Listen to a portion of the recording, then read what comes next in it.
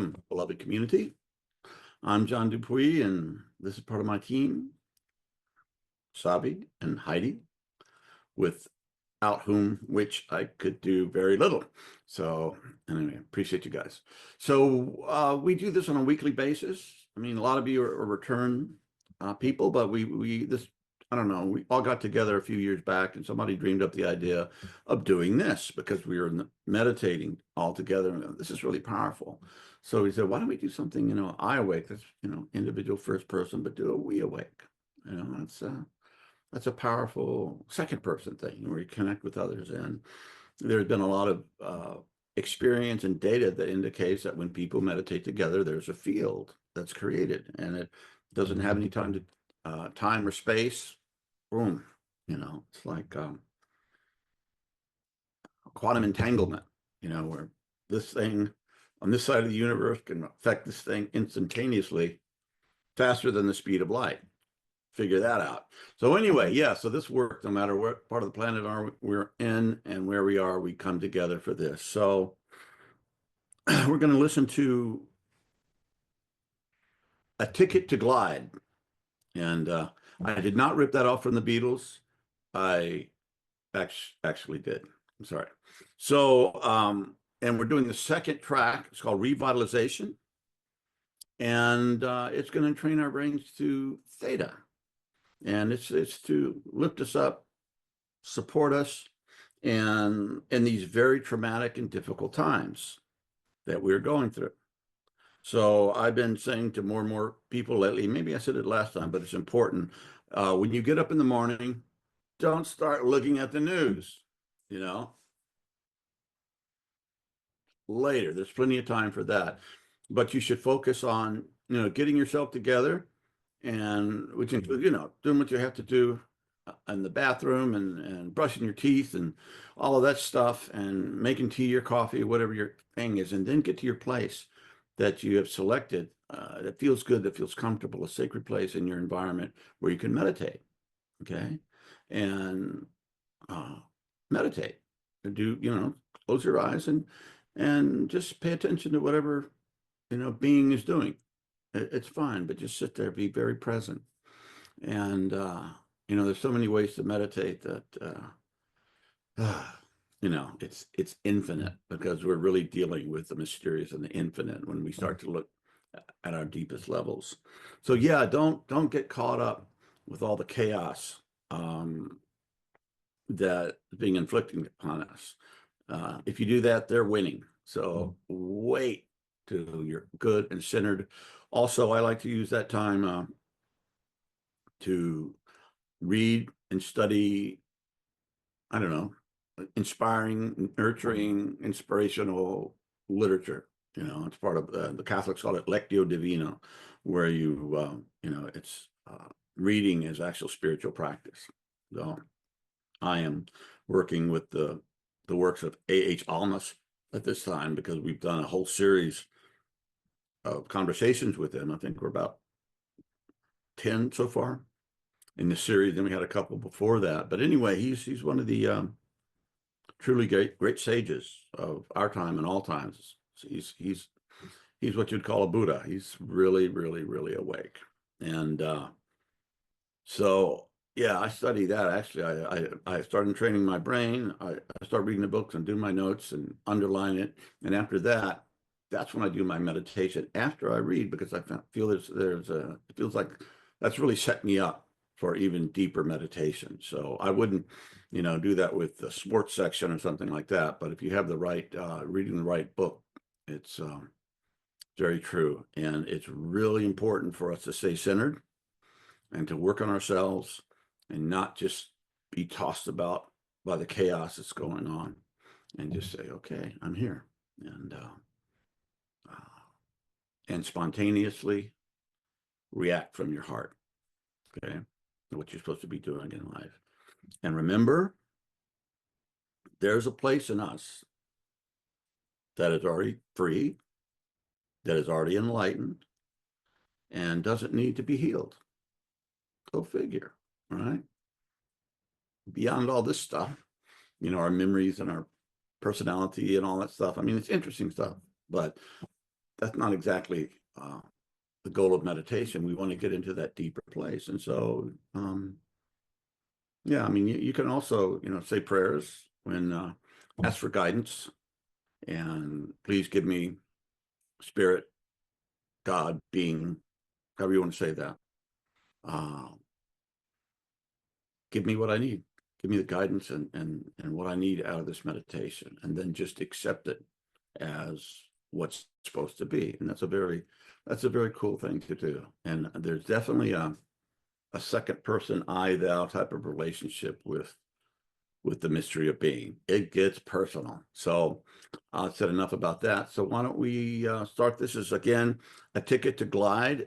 It's 2 tracks, and we're doing revitalization that entrains to theta, which is really, it's a deep thing between the subconscious and the conscious. And it's a place where a lot of people get visions and see things, and things resolve. It's a very powerful brainwave. And it's 22 minutes and 25 seconds. So assume the position. Sit up straight. And I was listening to some master the other day talking about this. And he says, when you meditate, just smile a little bit, and it helps. You see a lot of smiling Buddha statues, so it must have something to do. Just try that. See what it feels like to smile instead of just being. You can try it out, and I'll see. I'll try that too. I'm not quite comfortable with it, but it might be something to try. So, okay, God bless. Let's get going. Yeah, spine straight, relax your shoulders, your back, your jaw, your upper back. That's a great place. Your gut, your legs, feet on the floor, into the earth, grounded, centered. Okay, let's go.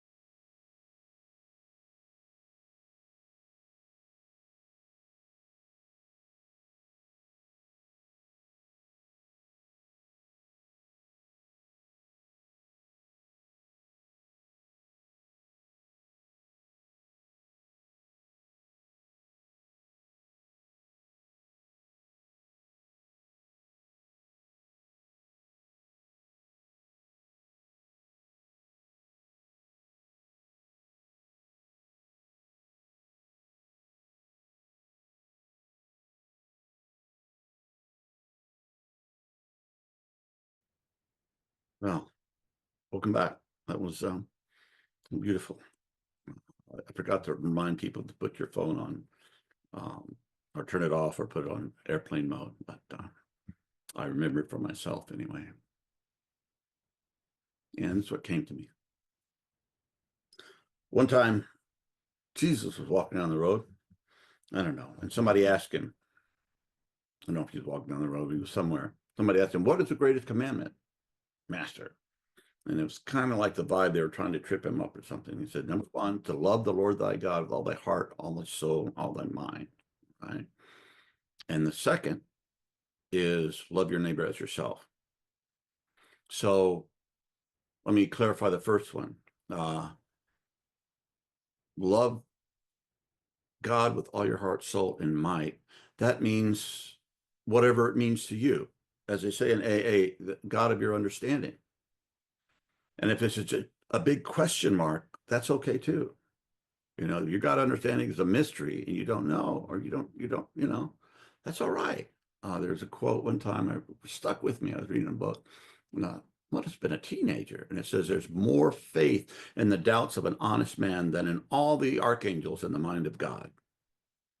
So if you have doubts, you kind of be a fool not to. So ask the questions, but love the truth, and know that you are that and it is you. And we just have to be guided and helped and get there. And that's why we do ongoing practice. One of the reasons we do ongoing practice. And the second one is what I really wanted to get to is love your neighbor as yourself. It didn't say threaten your neighbor, bully your neighbor, lie to your neighbor, insult your neighbor. No, at least in the versions I've read, Jesus never said that. I'm pretty sure it was King James, but no. It's so damn sad. And if any of you are being bullied, well, my heart is with you, and I'm very sorry. But loving your neighbor as yourself, sometimes, and I'm kind of, I tend to be introverted, and I spend a lot of time alone. And they told me one time in grad school, I was taking a class, you have the spectrum of introvert and extrovert. And on this side, the far side, the introvert is the person who gets refilled by being alone. And the extrovert is the person that gets filled by being with other people. And most of us are, somewhere, maybe some of us are perfectly balanced, but I'm definitely on the introverted side.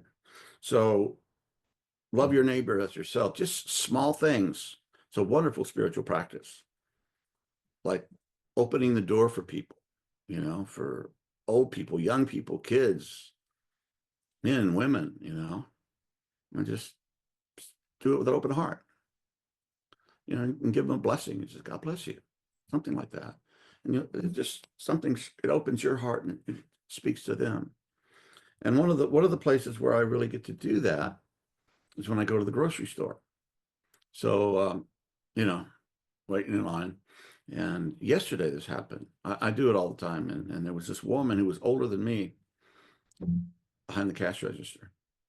And I said, you are a stronger man than I am. I couldn't do that, what you're doing. And she says, well, I've got to. I said, well, what happened? Why? I said, well, in 2008, I lost everything, my life savings, stocks, all the stuff just went poof, and now I have to work. And I said, I'm very sorry. She said, that's life. I said, yeah, I'm really sorry. God bless. And for that moment, we connected. And I have to treat everyone, each individual, as a sacred part of being, as a holy vessel, no matter what it looks like. And that's a hard one. That's a hard one. And how to act and what to do is not always apparent, because you don't do the same thing. But talking about the bully and all that stuff, how do you act with that? I don't know. You resist it. Certainly don't say, oh, that's nice, have a good day, Jesus was always standing up for the poor and disenfranchised, and the prisoners, all of these folks. So, yeah, do that. Reach out and just connect with people, sincerely. And however that, that opportunity comes up. Don't be so lost in your own world that you can't see what's right in front of you. And a friend of mine, David Holliday, he gave a class at, he's one of the great wilderness people in the world. Indian tribes, Native American tribes have hired him to come back and teach them their traditional skills. He's that good. And he taught this class, or he named it Finding God in Walmart. Like, I said, wow, that's pretty cool. But think about that. You're in Walmart and God's all around you, God just walked by. God just bumped in my cart. Hey, God. And yeah, it's important. It's a good practice and you can do it. So hang in there. Initiate a daily practice if you haven't. Find that safe, good place. You can do it. Turn off your phone. Don't look at the news yet. And do your practice, your meditation. And that could be reading Rumi, or the Bible. Whatever works for you, right? And then when you're done, you're done. And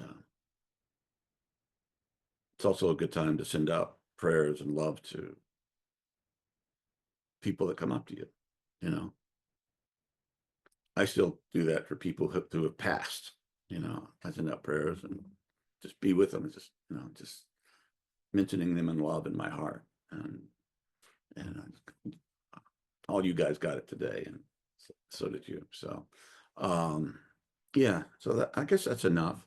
So thank you again for being with us today. We love you. We appreciate you. Thank you for your comments and your questions, all that good stuff. And yeah, if Spirit wills, we'll do this again next week. So keep practicing or start. And welcome if this is your first time being with us. We appreciate it. God bless.